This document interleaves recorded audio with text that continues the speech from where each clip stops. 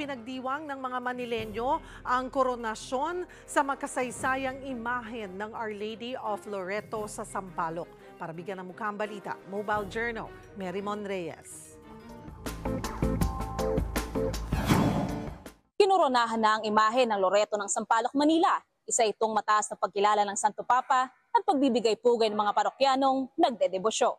Napuno ng saya ang Sampaloc, Manila dahil sa araw ng kapistahan, opisyal nang kinikilala ng simbahan ang higit 400 taon ng Our Lady of Loreto bilang patronesa. Pinangunahan ni Apostolic Nuncio to the Philippines Most Reverend Charles John Brown ang Pontifical Canonical Coronation kasama ang mga bishop at miyembro ng ministries mula sa iba't ibang mga lugar sa bansa. My heart is filled with joy and gratitude to God and to Our Lady of Loreto for allowing me to be the one who will place the crown on Our Lady this evening in the name of the Holy Father, Pope Francis. When we work together, when we collaborate, when we cooperate, we can do something beautiful for the Filipino people. Sabay nito, kinilala at idineklara rin ng lokal na pamahalaan ng Maynila ang kahalagahan ng Birhen.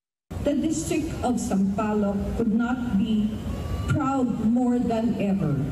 This pontifical canonical coronation of Our Lady of Loreto is a fitting tribute to how it has influenced not only the faithful from this area of Manila, but the Catholic Church as a whole.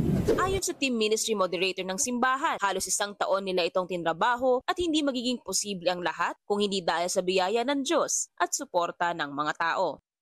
Ito yung matagal na tradisyon ng simbahan natin. Actually, sa Pilipinas, merong 58 na koronadang Birhen. Siyempre, ang hari talaga ay walang iba kundi si Jesus. No? Siya talaga hari ng sanlibutan. At nararapat lamang na koronahan natin ang kanyang nanay. Ikinagalak naman ng higit 3,000 mga parokyano ang coronation na matagal na raw nilang ipinagdarasal. Especially in needs of guidance. Bukod sa corona, ang tunay na nagbibigay kahulugan sa milestone na ito, ang biyaya at liwanag na ibinibigay ng Diyos sa pamamagitan ng patronesa sa buhay ng mga tao. Mobile journalist Merymon Reyes po, hatid ang mukha ng balita.